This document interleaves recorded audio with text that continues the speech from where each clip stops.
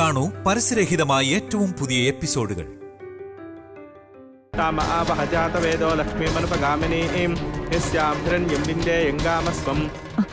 അതൊക്കെ ഓർമ്മയുണ്ട് ഗുരുക്കളെ. പക്ഷെ ചെറുപ്പത്തിൽ തന്നെ ദേവൻ എന്റെ അനന്തരവളുടെ കഴുത്തി താലി കെട്ടിയതല്ലേ. അതുകൊണ്ട് ഇത് തെറ്റല്ലെന്ന് കരുതിയാണ് ഇത് തീരുമാനിച്ചത്. അല്ലെങ്കിൽ തന്നെ എന്റെ അനന്തരവളാണ് എന്റെ മരുമകളാവേണ്ടത്.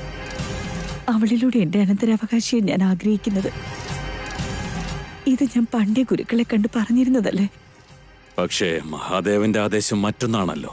അതുകൊണ്ടല്ലേ വൈദേഹി മാത്രമാണ് ദേവന്റെ ഭാര്യയെന്ന് കത്തെഴുതി ഞാൻ കൊടുത്തയച്ചത്.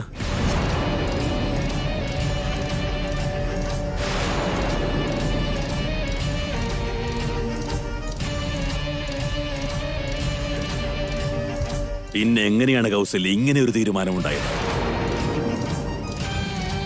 എന്നുവെച്ചാ വൈദേഹി ഒരു അനാഥയല്ലേ ഗുരുക്കളെ.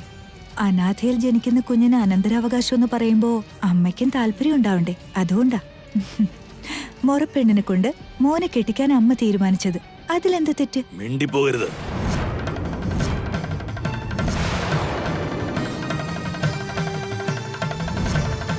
എന്നെ ഉപദേശിക്കാനും മാത്രമായോ നീ? ആരാണ് കൗസല്യാനാഥ? ഏവരെയും സൃഷ്ടിച്ചത് മഹാദേവനാണ്. മഹാദേവനുള്ളപ്പോ ഈ ഭൂലോകത്ത് ആരും അനാഥരല്ല.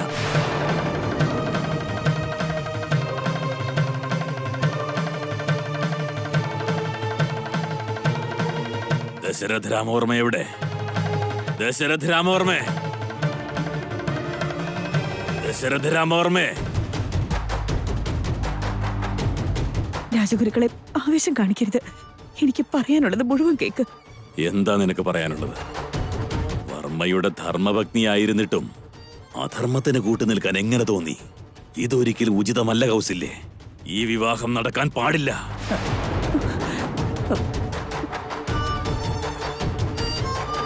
ഈ ഗുരു ഉള്ളിടത്തോളം എന്റെ കല്യാണം നടക്കില്ല.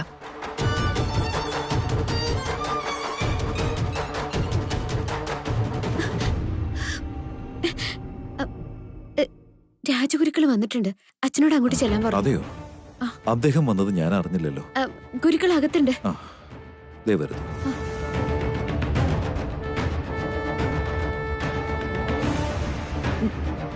എനിക്കിത് തെറ്റാണെന്ന് തോന്നുന്നില്ല ഗുരുക്കളെ.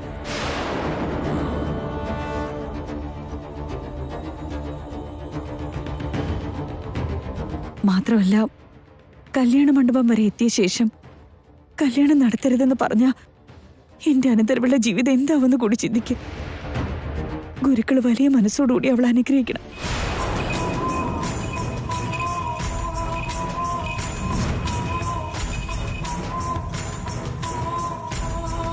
ഈ പെണ്ണാണോ നിന്റെ അനന്തരവള്? അതെ അതെ ഗുരുക്കളെ. മാളവിക അനുഗ്രഹം വാങ്ങി ഗുരുക്കളുടെ കാല് തൊട്ട് വന്നിക്ക് വേഗം. എന്നെ അനുഗ്രഹിക്കണം ഗുരുക്കളെ. എന്താ അയാൾ ഇങ്ങനെ നോക്കുന്നേ? ഇനി ഇയാൾക്ക് ഞാൻ ആരാണെന്ന് മനസ്സിലായി കാണോ?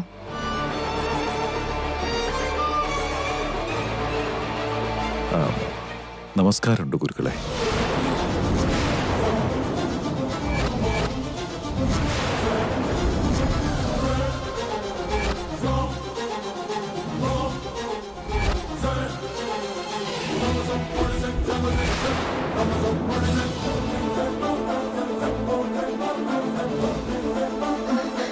ഇപ്പൊ ഇയാള് വാ തുറന്ന എല്ലാ കള്ളത്തരവും വെളിച്ചത്താവും. ഇയാള് വാ തുറക്കരുത്.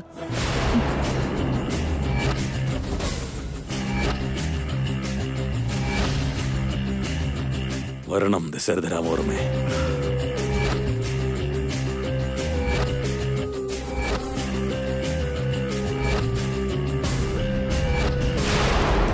നിനക്ക് വേണ്ടിയാണ്.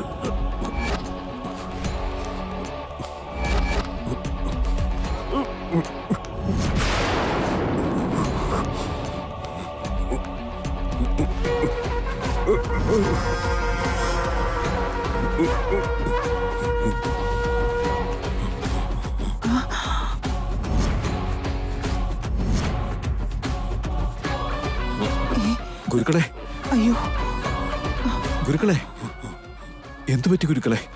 അയ്യോ ഗുരുക്കളെ, അയ്യോ ഗുരുക്കളെ, ഗുരുക്കൾക്ക് എന്തു പറ്റി? ഗുരുക്കളെ,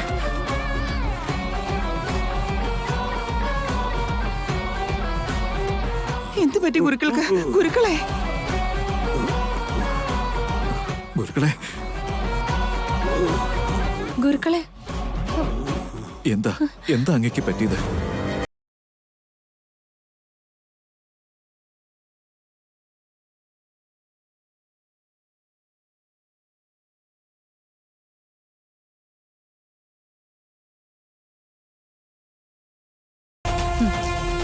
ഇനി അനങ്ങയില്ല, നാവ് പൊങ്ങയില്ല, എന്നെ കുറിച്ചൊന്നും പറയേയില്ല.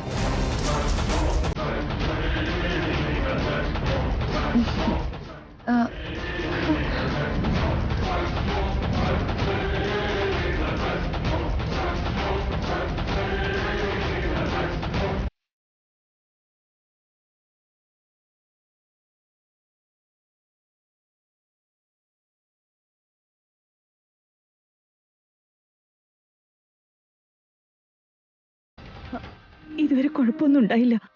അപ്പോഴത്തേക്ക് എന്താ പറ്റിയേ? അതാ കൗസല്യ എനിക്ക് മനസ്സിലാവാത്തത്. ഗുരുക്കൾക്ക് മിണ്ടാൻ പറ്റുന്നില്ല, കാലും കൈ അനക്കാനും പറ്റുന്നില്ല. നമുക്ക് ഇദ്ദേഹത്തെ ആശുപത്രിയിലേക്ക് കൊണ്ടുപോവാം.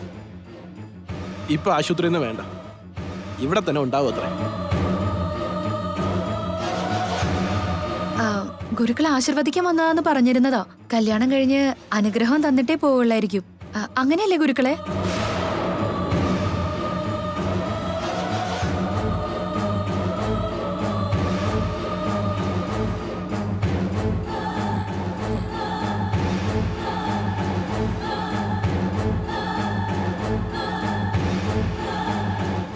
എന്നാലും ഗുരുക്കൾ ഇങ്ങനെ ഇരിക്കുമ്പോ ഇവിടെ എങ്ങനെ നമുക്ക് വേഗം ആശുപത്രി കൊണ്ടുപോവാം? അതെ, ഇവിടെ തന്നെ ഇരുന്നോളാം അത്രേ, കല്യാണം കഴിഞ്ഞിട്ട് കൊണ്ടുപോവാ.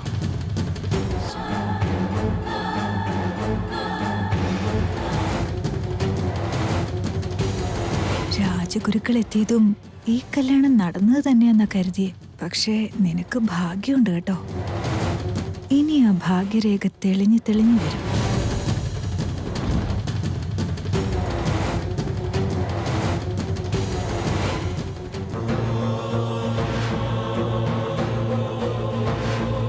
ഗുരുക്കള് വന്നിട്ടുണ്ട്, കല്യാണം മുടങ്ങുമെന്ന് പറഞ്ഞിട്ട് എന്താ വൈദേഹി ഇതൊക്കെ?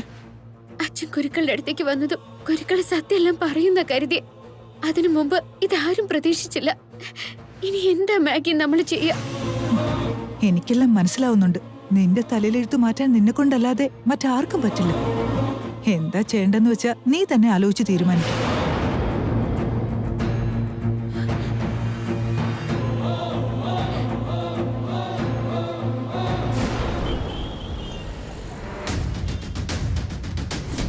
മുഖമാണ് അതിന് കാരണമെന്ന് എനിക്ക് തോന്നുന്നില്ല. നടന്നത് അപകടമല്ലെന്നും അവളെ ആരോ കൊല്ലാൻ ശ്രമിച്ചു എന്നും പറഞ്ഞിരുന്നു. എന്റെ മോളുടെ ജീവനെടുക്കാൻ ആരാഗ്രഹിക്കുന്നു? ഒരു ഉറുമ്പിനെ പോലും നോവിക്കാത്ത കുഞ്ഞ. അങ്ങനെയുള്ളവളെ ആർക്കാ ദ്രോഹിക്കേണ്ടത്? ആ ഗുരുജി പറഞ്ഞതുപോലെ അവള് ജീവിച്ചിരിപ്പുണ്ടെന്നറിഞ്ഞാൽ വീണ്ടും അവളെ അപകടപ്പെടുത്തിയേക്കാം. എന്റെ മോളിപ്പോ എവിടെയായിരിക്കും? ആശ്രമത്തിൽ നിന്ന് ഇതുവരെ ഫോൺ വന്നിട്ടില്ല. ഇതുവരെ അദ്ദേഹം എത്തിയില്ലേ?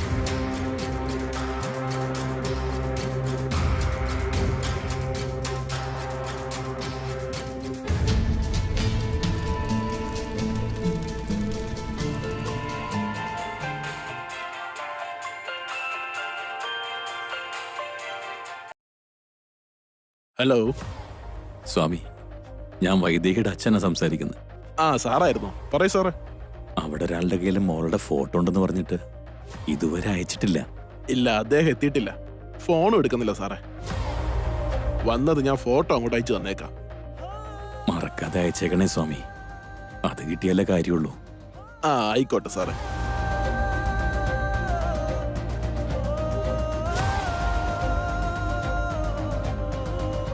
അയ്യോ, മുഹൂർത്തം എടുത്തല്ലോ. ഇനിയിപ്പോ ഞാൻ എന്താ ചെയ്യാ? മോനെ, ഒന്ന് പെട്ടെന്ന് പോണേ മോനെ. महादेव्यै नमः आदिदेव्यै नमः परमपुरुषायै नमः परमात्मिकायै नमः ॐ चतुर्वेदपण्डिताङ्ग्रियायै नमः ॐ हिरण्यवर्णां भरणीं सुवर्णरजतस्रजां चन्द्रां हिरण्मयीं लक्ष्मीं जातवेदो ममावह काम आवह जातवेदो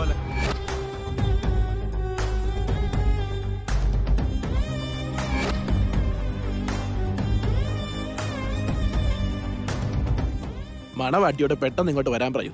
कांसोऽस्मितां हिरण्यप्राकारामाद्राञ्ज्वलन्तीं तृप्तां दर्पयन्तीं पद्मे स्थितां पद्मवर्णां तामिहोपक्वये श्रियं मनसः काममाकोतिं वाचः सत्यमसीमहि वसूनां रूपमन्नस्य मयश्री श्रियतामिसः कर्दमेन प्रजाभूतामयि शम्भव कर्दमा श्रियं वासे मे कुले मातरं पद्ममालिनीम् आपःसृजन्ति सिद्धानि चिक्लेतवसमे गृहे च देवेन्मातरं श्रियं वासे मे कुले आर्द्रां पुष्करणीं पुष्टिं पिङ्गलां पद्ममालिनीं चन्द्रां हिरण्मयीं लक्ष्मीं जातवेदो ममावह आर्द्रां यक्करणीं नित्यं सुवर्णां हेममालिनीं सूर्यां हिरण्मयीं लक्ष्मीं जातवेदो ममावह ताम आवह जातवेदो लक्ष्मीमनुपगामिनीं यस्यां हिरण्यं नित्ये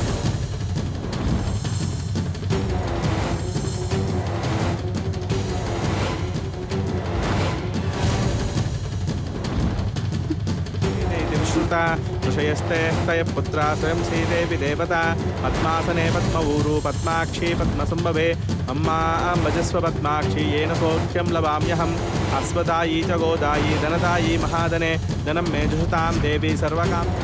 ദുഷ്ടയായ സ്ത്രീ നിന്റെ സ്വാർത്ഥതയ്ക്ക് വേണ്ടി ധർമ്മപരിപാലനത്തെ ഹനിക്കുന്നുവോ? ഇതിന്റെ പരിണാമം നീ അനുഭവിക്കും. ഇങ്ങനെ ദേഷ്യത്തോടെ നോക്കാനല്ലാതെ നിന്നെ കൊണ്ട് ഇനി ഒന്നിനും കൊള്ളില്ല. മർമ്മത്തിനിട്ടല്ലേ താങ്ങിയത്. നീ ഇനി വാ തുറക്കില്ല. എഴുതി കൊടുക്കാന്ന് വെച്ചാ കൈക്കും ശക്തിയില്ല. धनं मे जुषतां देवी सर्वकाम्यार्थसिद्धये पुत्रपौत्रधनं धान्यम् अश्वस्याया विगोरदं प्रजानां भविष्य माताम् आयुष्मन्तं करोतु मां चन्द्राभां लक्ष्मीमीशानां सूर्याभां सेमेश्वरीं चन्द्रसूर्याग्नि सर्वाभां श्रीमहालक्ष्मीमुपास्महे. എല്ലാം നീ വിചാരിച്ചതുപോലെ തന്നെ നടത്തുകയാണല്ലേ? അത് നിന്റെ നല്ലതിനാണെന്നാണോ കൗസല്യ നീ കരുതുന്നത്? അല്ല കൗസല്യേ, നീ നീന്തിയെടുക്കുന്നത് അഗാധമായ ചുഴിയിലേക്കാണെന്ന് നീ പോലും അറിയുന്നില്ല.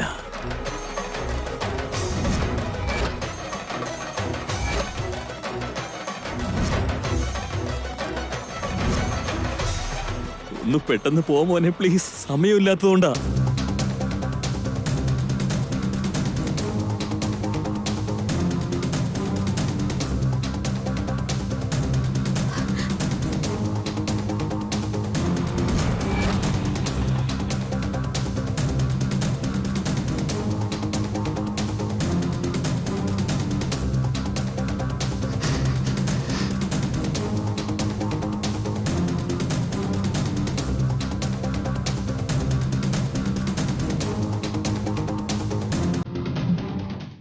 ഇതെന്റെ ശാന്തമ്മയ്ക്ക് വേണ്ടി ഉണ്ടാക്കിയ ആഭരണങ്ങളാ. അതെന്റെ ശാന്തമ്മയല്ലാതെ മറ്റാരും തൊടുന്നത് പോലും എനിക്ക് സഹിക്കില്ല. ചന്ദ്രികേ, എന്ത് ധൈര്യത്തിലാണ് നീ അവളുടെ ആഭരണങ്ങൾ എടുത്ത് അണിഞ്ഞത്?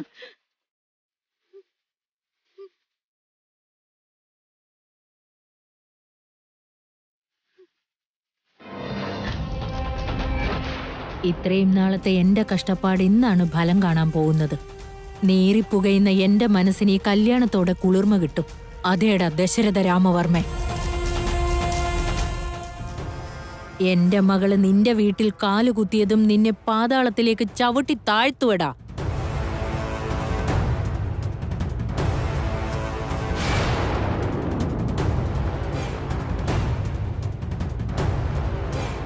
വധുവും വരനും പുഷ്പങ്ങൾ അർപ്പിച്ച് നമസ്കരിച്ചോളാം.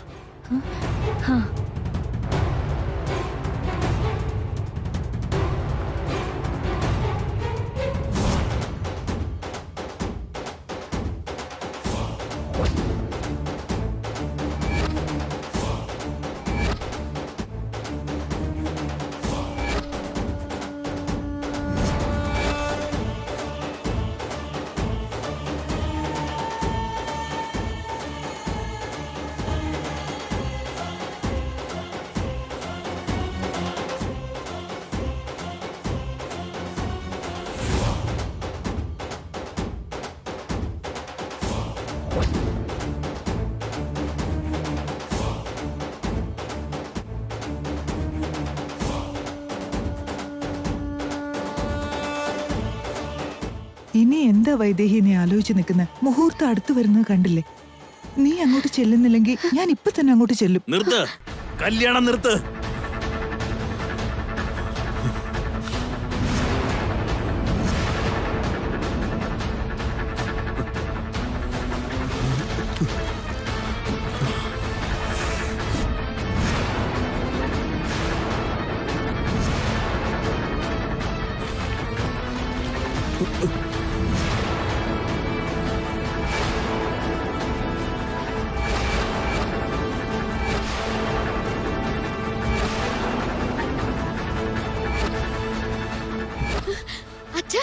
രാമവർമ്മേ, അയ്യോ രാമേട്ടാ, എന്താ ഇത്?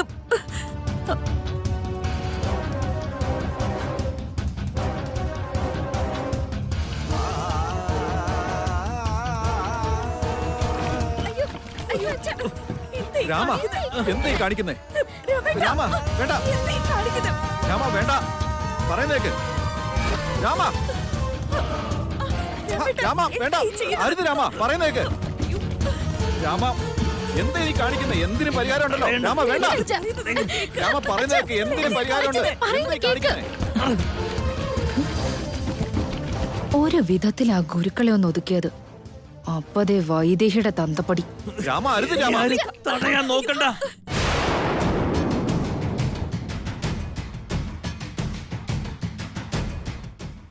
രാമ ഞാൻ പറയുന്നേക്ക്. തടയാനല്ല നിങ്ങൾ നോക്കേണ്ടത്. ആദ്യം കല്യാണം നിർത്ത്, അല്ലെങ്കിൽ. അയ്യോ രാമ വേണ്ട, രാമ ഞാൻ പറയുന്നേക്ക്. രാമ വേണ്ട, രാമ വേണ്ട.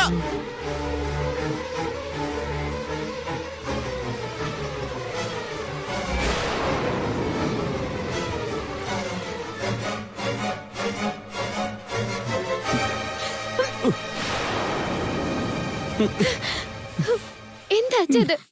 എന്തിനാ ഇതൊക്കെ? ഇങ്ങനെയൊക്കെ ചെയ്ത കാര്യങ്ങൾക്ക് തീരുമാനമാവോ? അവിടെ എന്റെ മോളുടെ ജീവിതം തവിട്ട് പൊടിയായിക്കൊണ്ടിരിക്കുക.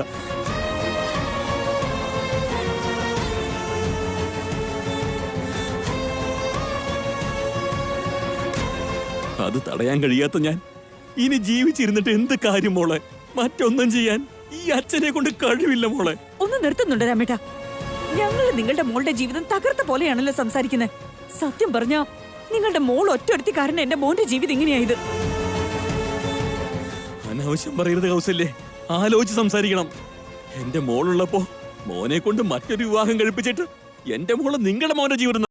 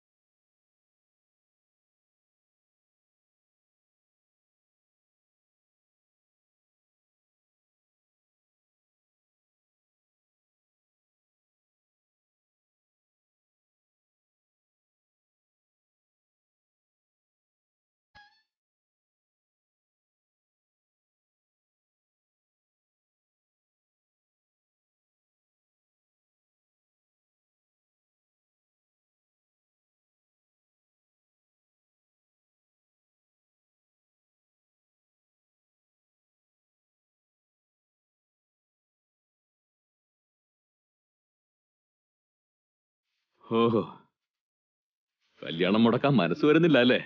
ദേവന് അവിടെ നിന്ന് എണീക്കാൻ പോലും തോന്നുന്നില്ല. വൈദേഹ്യം നിങ്ങൾക്ക് അത്ര വേണ്ടതായോ?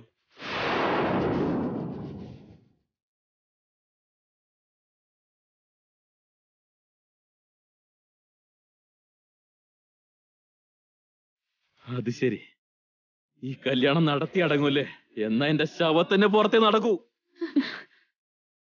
എന്നാലേ എന്റെ ശരീരം കത്തിയാൻ വരുമ്പോ അതാണ് ഹോമം കൊണ്ടൊന്ന് സങ്കല്പിച്ചോണ്ട് ആ അഗ്നിക്ക് ചുറ്റും വലം വച്ചുകൊണ്ട് കല്യാണം നടത്ത്. രാമ അരുത്, രാമ വേണ്ട, വേണ്ട. അതൊന്നും വേണ്ട അച്ഛാ.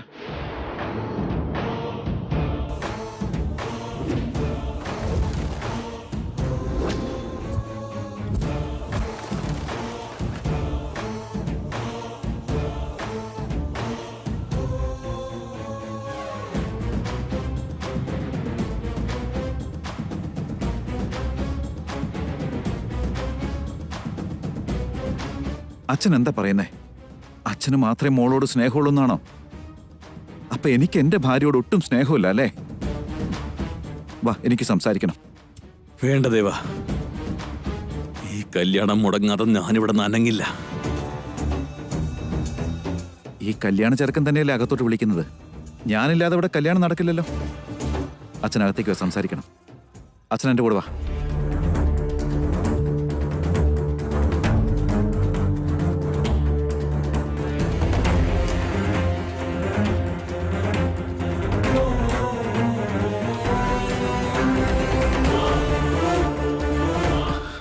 എന്താ അച്ഛന് പറ്റിയേ? ഇങ്ങനെ എടുത്തിയാടേണ്ട ആവശ്യം ഉണ്ടായിരുന്നോ?